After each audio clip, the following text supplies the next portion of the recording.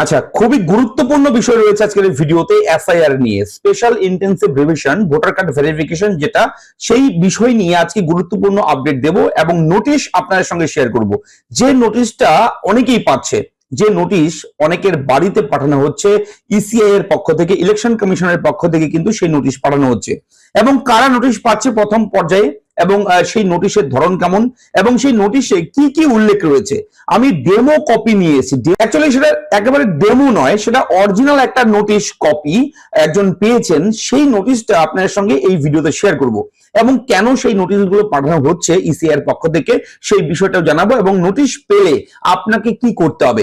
আপনি চাইলে অফলাইন কিংবা আপনার জন্য রয়েছে সুব্যবস্থা অনলাইনের। হ্যাঁ, আপনি যদি নোটিশ পান ইসিআই এর পক্ষ থেকে ভোটার কার্ড ভেরিফিকেশনের জন্য, যদি কোনো রকম মিসম্যাচ পায়, তাহলে অবশ্যই আপনি অনলাইনের মাধ্যমেও আপনাকে সেই ডকুমেন্টটা সাবমিট করার সুযোগ দিচ্ছে ইসিআই।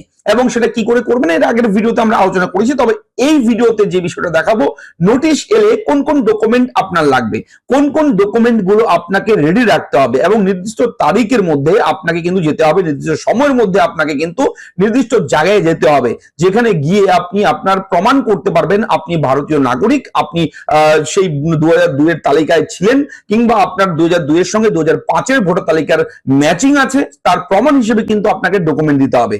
চলুন শুরু করি। আমি থাকবো ভিডিওতে আপনার সঙ্গে শুভঙ্কর। আপনি দেখছেন আপনাদের প্রিয় ইউটিউব চ্যানেল এরা ফ্রেন্ড। অবশ্যই চ্যানেলটিকে সাবস্ক্রাইব করবেন যদি প্রথমবার আপনি আমাদের চ্যানেলের দর্শক হয়ে থাকেন, এবং অবশ্যই আপনাকে বলবো ভিডিওটি একটু শেয়ার করবেন যাতে করে এই আপডেট সবার কাছে পৌঁছায়। এবং এটা অবশ্যই আপনাকেও দেখার অনুরোধ করছি, কেননা আপনারও এই বিষয়টা জানা দরকার।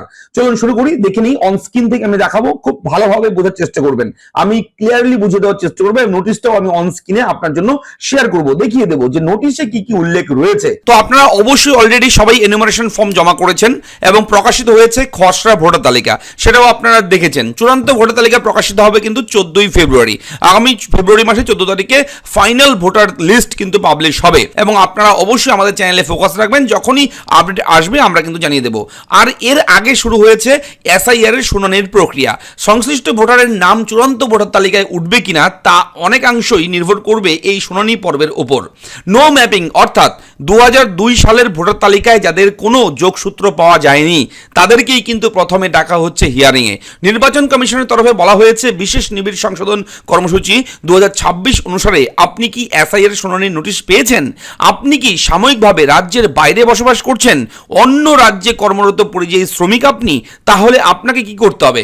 নির্বাচন কমিশন স্পষ্ট করে জানিয়ে দিয়েছে এই বিষয়টা। যদি আপনি বাইরে থাকেন, আপনার কাছে যদি মোবাইল ফোন থাকে, তাহলে আপনি আপনার স্মার্টফোন দিয়েই আপনি অনলাইনের মাধ্যমে হিয়ারিং এর যাবতীয় নথি কিন্তু জমা করতে পারবেন। অর্থাৎ শুনানির যে নথিগুলো দরকার রয়েছে সেই নথিগুলো কিন্তু আপনি অনলাইনের মাধ্যমে সাবমিট করে দিতে পারবেন। আপনাকে ফিজিক্যালি নিজে বাড়িতে এসে আপনার সেই হিয়ারিং সেন্টারে যেতে হবে না।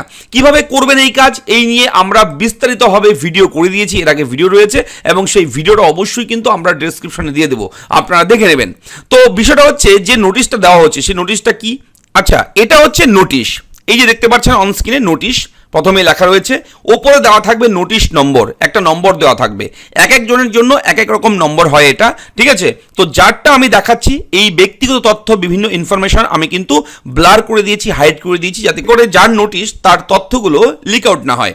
অবশ্যই দেখুন নির্বাচকের নাম এখানে রয়েছে, তারপর রয়েছে এপিক নম্বর অর্থাৎ ভোটার আইডি কার্ড নাম্বারটা দেওয়া থাকবে, এরপর দেওয়া থাকবে বিধানসভা নম্বর, তারপর থাকবে পার্ট নম্বর, এরপর থাকবে ক্রমিক নম্বর, ঠিক আছে, এরপর ঠিকানা, এবং এখানে একটা কিউআর কোড দেওয়া থাকবে। এটা স্ক্যান করলে ডিটেলসগুলো আপনারা মোবাইলে আপনি চেক করতে পারবেন অনলাইনের মাধ্যমে।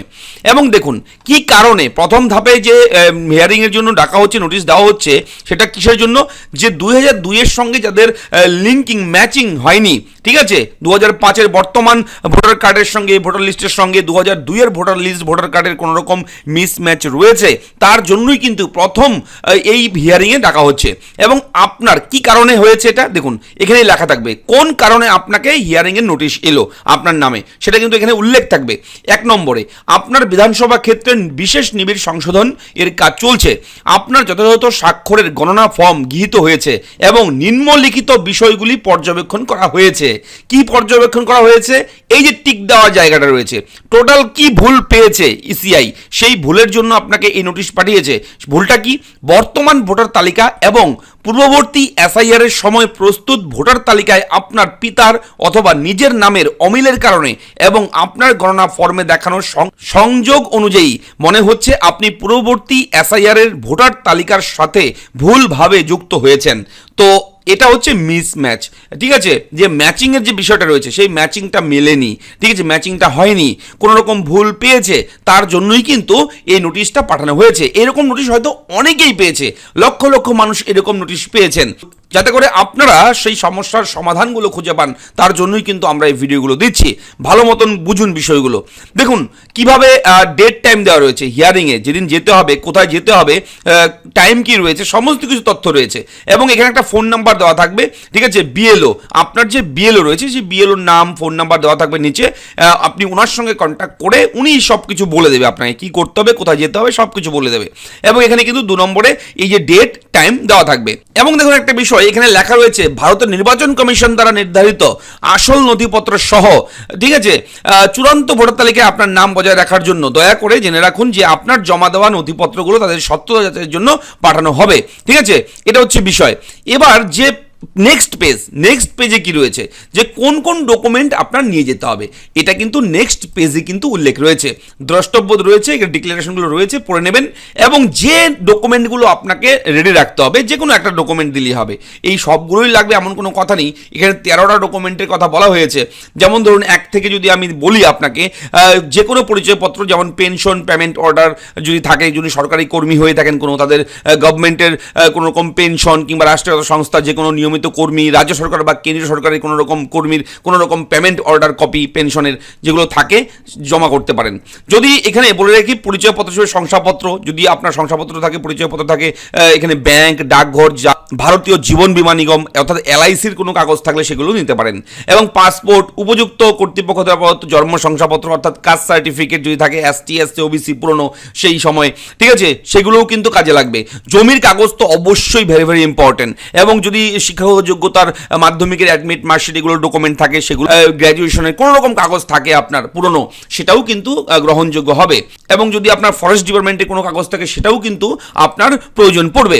এবং অবশ্যই বলে রাখি বাড়ি কেনার, বিক্রি করার কোনো রকম কাগজ যদি থাকে সেটাও কিন্তু দরকার পড়বে। আধারের জন্য কমিশনের 9/9/2025 তারিখের নির্দেশ নাম্বার, এই নির্দেশ নাম্বার অনুযায়ী, মেমো নাম্বার অনুযায়ী প্রযোজ্য হবে। তো এই ডকুমেন্টগুলোর মধ্যে যে কোনো একটা ডকুমেন্ট থাকলেই আপনার কিন্তু হবে।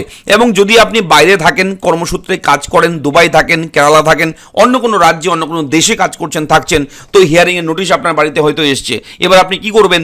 এর জন্য আপনাকে বলবো, আপনি এই ডকুমেন্টগুলোর মধ্যে যে কোনো একটা ডকুমেন্ট যদি থাকে আপনার, সেই ডকুমেন্টটা আপনি কিন্তু অনলাইনের মাধ্যমে সাবমিট করতে পারবেন। সেখান থেকেই পৃথিবীর যে কোনো প্রান্তে থাকুন না কেন আপনি, ঠিক আছে, যে কোনো জায়গা থেকে আপনি কিন্তু সাবমিট করতে পারবেন। এর জন্য আপনি মোবাইল কিংবা কম্পিউটার কিংবা ল্যাপটপে voters.eci.gov.in এই ওয়েবসাইটে ভিজিট করবেন। এই ওয়েবসাইটে ভিজিট করার পর আপনি যদি মোবাইলে করেন ডেস্কটপ বোর্ড অন করবেন। এরপর দেখবেন এখানে লেখা রয়েছে প্রথমেই স্পেশাল ইন্টেন্সিভ রিভিশন এসআইআর 2026, নিচে রয়েছে submit document against notice issued. যদি নোটিশ ইস্যু হয় তাহলে আপনি এখানে ক্লিক করবেন। এখান থেকেই কিন্তু আপনি ভোটার কার্ড নাম্বার দিয়ে ওটিপির মাধ্যমে আপনি প্রবেশ করে এখান থেকেই কিন্তু ফর্ম ফিল আপটা ধাপে ধাপে এগিয়ে যেতে পারবেন এবং খুব সহজে করতে পারবেন। তার আগে বলে রাখি, আপনারা বিএলওর সঙ্গে কন্ট্যাক্ট করে নেবেন। কোনো ডাউট হলে আপনার বিএলওর সঙ্গে কন্ট্যাক্ট করবেন অবশ্যই, কেননা নোটিশেই কিন্তু বিএলওর নাম, নাম্বার, ফোন নাম্বার দেওয়া থাকে। আপনি সেখানে যোগাযোগ করে কথা বলে নেবেন, তাহলে সবচেয়ে বেশি ভালো হবে আপনার। তো এটা হচ্ছে এই মুহূর্তের একটা বিশেষ আপডেট। ভিডিওর আপডেট কেমন লাগলো অবশ্যই লিখে জানাবেন। চ্যানেলটাকে সাবস্ক্রাইব করবেন। কোথাও কোনো রকম ডাউট থাকলে কমেন্ট করে অবশ্যই জানাবেন। আমি চেষ্টা করব আপনাকে সাহায্য করার।